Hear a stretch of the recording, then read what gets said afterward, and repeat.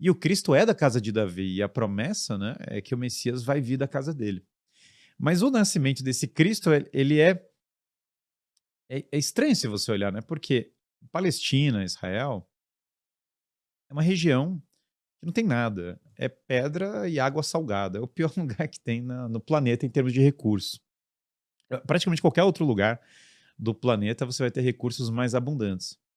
É, e Nazaré, Deus do céu, né, ainda tem uma parte que chega uma das pessoas e fala assim: "Eu encontrei o Messias." Aí o cara fala: "Pô, você acha que o Messias vai vir de Nazaré?" Entendeu? É tipo você falar que o Messias vai vir de Osasco, sabe? As pessoas aqui em São Paulo, as pessoas falam: "Mano, não é possível que o Messias venha de lugares tão simples." Mas essa é a beleza e esse é o significado do Natal. É que a infinita graça veio para a infinita miséria. Exatamente, onde não tem nada, ali Deus se faz presente. Deus não aparece como um imperador deslumbrante, jorrando ouro, com cavalos infinitos, né, com grandes palácios e tal. Ele vai no lugar mais humilde, né, porque nós somos muito pequenos perante Deus, né. E quando Maria e José procuram um lugar para, é uma época do censo, né, você vê, o censo sempre é um tema na Bíblia, né. Deus, aliás, fica bravo com Davi porque ele faz um censo, que é o bom e velho controle estatal da vida humana, e Deus obviamente já não está de acordo com a burocracia infinita. E aí as pessoas têm que ir lá registrar a criança no censo, né? E quando eles têm que registrar as crianças no censo, eles vão para Jerusalém. Então eles são de Nazaré, eles vão para Jerusalém, para registrar para burocra, e não tem lugar para o menino nascer. Olha só que coisa, né? Porque todo o ponto do cristianismo é, né, você abre o Evangelho de São João, vai falar, né, que no princípio era o Logos, e o Logos estava junto de Deus, e o Logos é Deus, né? Nar hello Logos, kai Logos em proston feo, kai Theos eno Logos. E aí fala que o Logos se fez carne e habitou entre nós. Então, Deus se fez homem. É como o autor de uma história se fez personagem, ele se escreveu na história. Isso, uma vez tinha um muçulmano, né, que entrou numa igreja católica, e ele falou: "Vocês acreditam mesmo que Deus está ali na frente, né?" E ele falou assim: "Não, nós acreditamos." E, bom, é que se eu acreditasse nisso, eu nunca mais ia não ajoelhar. Eu ia passar o dia inteiro aqui ajoelhado. Olha que mistério incrível, né? Deus se fez homem, quer dizer, é o maior acontecimento. No entanto, para Deus que vai se fazer homem, não tem lugar numa estalagem. Não tem uma casa que possa acolhê-lo. E isso é muito compreensível para nós, porque todos nós já vimos a experiência humana, né? Estava conversando com esse amigo meu, um americano, que ele estava pensando em se converter e ele não tem religião, ele cresceu como judeu secular, hedonista, ocultista, sei lá quais são todas as coisas que ele passou na vida dele, hedonista básico, sei lá, né? O que quer que seja. E ele falou para mim: "Bom, uma primeira coisa que eu percebo é o demônio existe." Daí, a partir daí, a gente pode começar a perceber que Deus existe. Não é nossa experiência comum a crueldade das pessoas, a inveja, a pequenez, o orgulho, o nosso coração fechado, a falta de caridade e tal. E essa é a primeira experiência que tem. As portas são fechadas, não tem lugar para qualquer pessoa que tivesse uma moeda de ouro, teria lugar numa hospedagem para o bebê nascer. E aí fala um livro incrível do Fulton Sheen chamado A Vida do Cristo, que é: quando os pergaminhos da história se desenrolarem, a frase mais triste vai ser: "Não havia lugar na estalagem." Porque não tem lugar para o Senhor desse mundo, para o verdadeiro Messias, para o Salvador desse mundo, porque ele não tem uma moeda de ouro. E eles batem em porta, e nenhum lugar para nascer, e eles vão parar na cidade prometida de Belém. As profecias antigas já falavam que o Messias ia nascer em Belém, mas imagina, por que nascer em Belém, né? Belém é um lugar tão prosaico, tão pequeno, tão arredores de Jerusalém, não é um lugar para isso. E o Messias vai nascer no lugar mais improvável de todos, que é o estábulo. Uhum. Que aí é sujo mesmo, onde estão os animais. Imagina ter um bebê, você é uma louca, vou te ter um bebê, imagina ter um bebê no Sim, estábulo, Sim. estábulo imagina. é Ter um bebê loucura. no hospital já é um negócio, ter um bebê em casa já nos assusta hoje em dia. Ter um bebê no estábulo é o fim do mundo. Hum. E mais ainda, ele vai se colocar na manjedoura, que é o lugar onde os animais comem. Então, a beleza disso é que, claro, é isso, é a graça vindo para o lugar mais humilde, mas é também a beleza da cruz, porque a cruz do Messias já começou no nascimento. Ele já começa o ato de redimir a humanidade pelo sacrifício, e o sacrifício é redentor. Na verdade, o sacrifício é a única coisa que é redentora, né? Eu lembro uma pessoa que falou para mim: "Você paga para apanhar no jiu-jitsu", né? Eu falei: "Mas essa é a única coisa que vale a pena você pagar, entendeu?" Todas as coisas, obviamente, que te dão sacrifício e esforço e sofrimento são as coisas que redimem o seu caráter, todas as coisas que dão prazer imediato, e não sei o que, são as coisas que te enfraquecem. Essa é a natureza da vida humana, é o bom e velho Gênesis, né? Quando a humanidade sai do Gênesis, o Deus fala para eles, olha, vocês vão ser redimidos, né? Vocês vão ter aqui o suor do trabalho e as dores do parto. O que é o suor do trabalho e as dores do parto? É tudo que vocês forem fazer de produtivo vai envolver sacrifício. Porque as dores do parto são como todas as pessoas do mundo são criadas. E o suor do trabalho é como tudo que é produtivo e bom nesse mundo é feito. Não tem nada nesse mundo que não venha do suor do trabalho e das dores do parto. E, no entanto, são as duas coisas que são o nosso sacrifício básico, né? A nossa dor do dia a dia é essa. E essas dores do parto, nessa ideia de redenção, agora o próprio parto vai ser no lugar que é basicamente parte da cruz, que é sofrimento, que é sacrifício. Então isso já é parte da redenção do nosso gênero humano, né? Nós, nas Crônicas de Nárnia, tem a menina Lúcia, que ela acredita, ela vê e ela fala como ela vê, ela só fala a verdade, né? E daí tem o Edmundo que ele quer pegar o doce da feiticeira e daí ele começa a mentir, né? Porque ele quer pegar o doce e tal, e daí ele quer trair os amigos. E todos nós temos um pouco do Edmundo em nós, né? Que é o pecado original, que é a tendência para malandragem, para o erro, né? E, no entanto, tem algo que grita dentro de nós, né? Que nós queremos uma redenção. E toda vez que nós trabalhamos, nós aprendemos um pouco sobre isso. Toda vez que nós temos um filho, nós aprendemos um pouco sobre isso. Toda vez que nós sofremos, nós aprendemos um pouco sobre isso. Sofrimento para coisas boas, né? Uhum. E agora, quando o Messias nasce no estábulo, você tem de fato essa beleza que poxa, Deus está se sacrificando pela humanidade. Que coisa, é um simbolismo poderosíssimo, né? Uma vez Napoleão, a gente falou isso no podcast Napoleão aqui, que Napoleão chegou o general ateu e falou para ele, não, Jesus Cristo é como Maomé, é como Alexandre, é como outros grandes homens. E aí o Napoleão falou, não, não, eu sou como esses homens, entendeu? Eu resolvi as coisas na espada como eles. Jesus Cristo não é apenas um homem.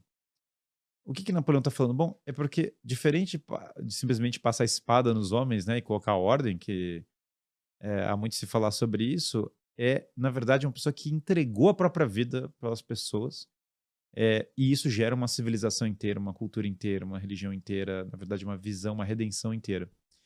E isso começa no nascimento. E aí, quando você olha o presépio, né, que é o nosso ato mais simbólico do Natal, né, no presépio já vão estar todos os personagens de todo o drama da salvação. É o menino Jesus, que é Deus feito homem. Simples, muitas vezes alegre, né? O bebezinho. Tem uma Uhum. tradição bem interessante não colocar o bebê na manjedoura até o dia do Natal, né? E daí você Sim. deixa vazia e quando chega o Natal você bota o bebê. É a expectativa pela chegada dele. Afinal, ele nasce dia 24. Dia Afinal, ele 24 de nasce dezembro. exatamente. Então ele vai estar lá, ele vai nascer, né?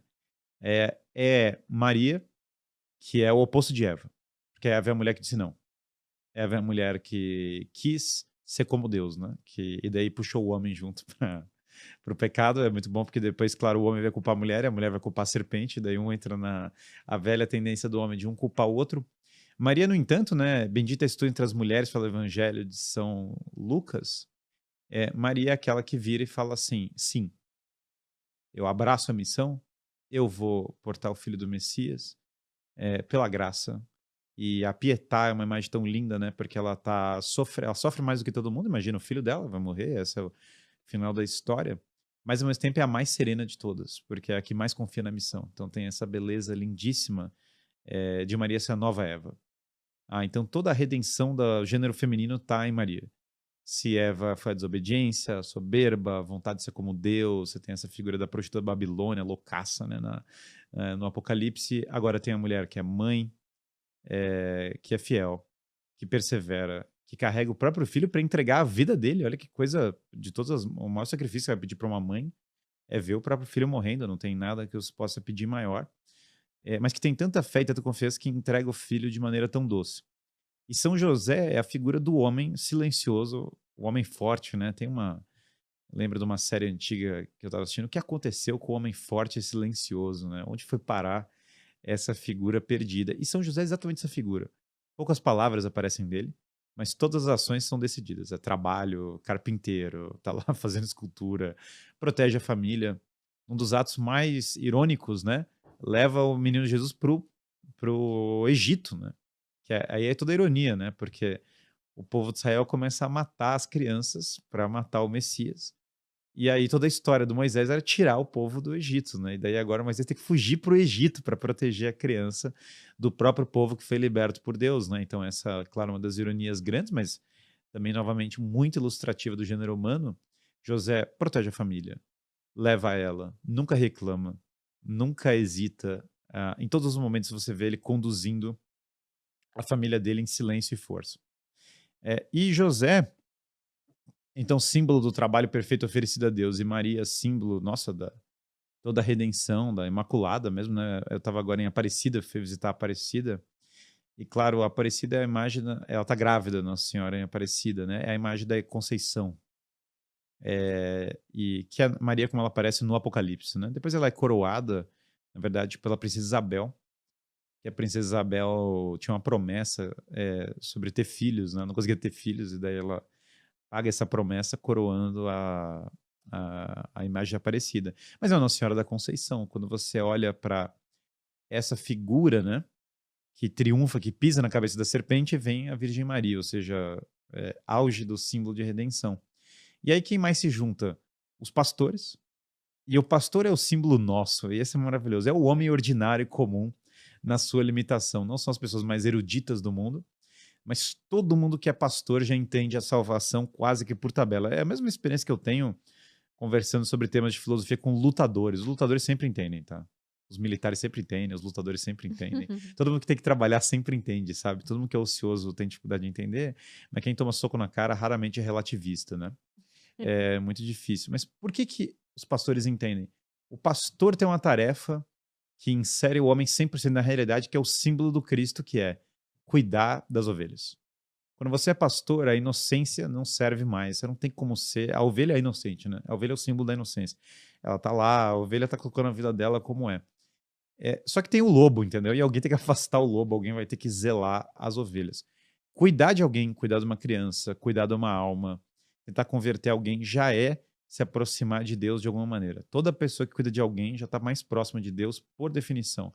Porque você agora tem uma vida que depende de você, você tem que se doar. O tal do sacrifício pelos outros não tem outra opção.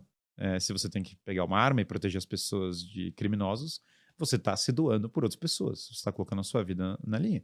Se você tem um bebê e você tem que alimentá-lo, você está se doando por aquele bebê. Se você tem uma empresa e tem um funcionário e você quer que ele prospere, você está se matando de trabalhar para que ele não vá ser todo mundo demitido, você está se doando por outras pessoas, né? Você está até literalmente arrancando de si mesmo.